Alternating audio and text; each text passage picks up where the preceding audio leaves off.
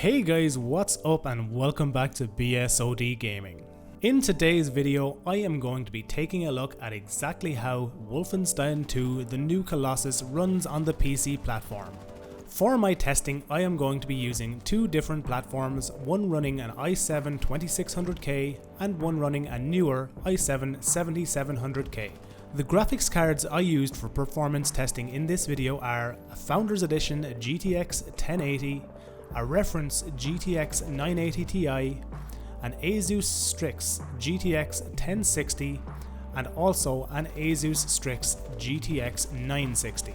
This GTX 960 is the only graphics card in this performance test that has 2GB of VRAM, so we're going to see exactly how a newer game runs when using this lower VRAM amount. My plans for these kind of videos on the channel are to hopefully expand my graphics card library and bring in the AMD side, not only so I can test using games like this, but also use them for my other testing in programs like CMU Emulator, Dolphin, Citra, and many other benchmarks that I like to do on the channel. Okay, let's jump straight in and look at our 1080p performance scores using our 4 different graphics cards.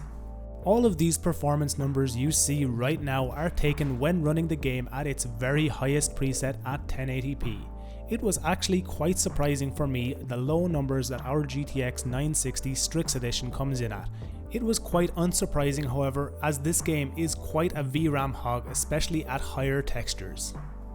Switching over to 1440p, our tail of the tape is fairly similar, with the GTX 1080 coming out on top, followed by the 980 Ti and the 1060 afterwards. Our performance woes on the 960, however, are no better, coming in at 12 average and 7 FPS minimums.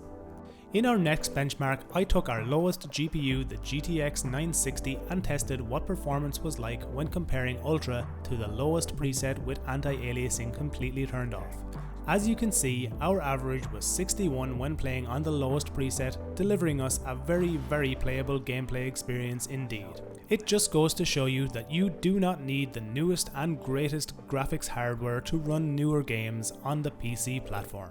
And while you may be missing some of the bells and whistles that come with ultra presets and very high presets, the game still looks incredible and plays very well using this older graphics card. For my final test, I wanted to see what the performance delta between an i7 2600K at 4.2 and a 7700K also at 4.2 GHz. Both systems use 16GB of 2133 DDR3 or DDR4 RAM and a GTX 1080 Founders Edition. As we can clearly see, the i7 2600K still puts out absolutely amazing performance to this day, especially when paired with a GPU like a GTX 1080 or even in my experience on my own system a GTX 980 Ti. It just goes to show you that you do not need the newest, latest and greatest CPUs in order to have a very playable gameplay experience on the PC platform. As always guys, cheers for checking out the video. I know this one was quite different from my usual stuff, but let me know down in the comments what you think. I would also like to have you guys leave whatever graphics cards you would like me to purchase for these benchmarks in future. All you need to do is leave what graphics cards you would like me to use, for example an AMD RX 480 or 580, or even older stuff like an Nvidia GTX 660 or 750 Ti. This kind of community involvement will allow me to know exactly what kind of graphics cards and exactly what kind of hardware you guys would like me to test on into the future. As always guys, cheers for checking out the video. Remember to like it if you liked it, dislike it if you didn't, and subscribe to the channel if you want to see all future videos from me.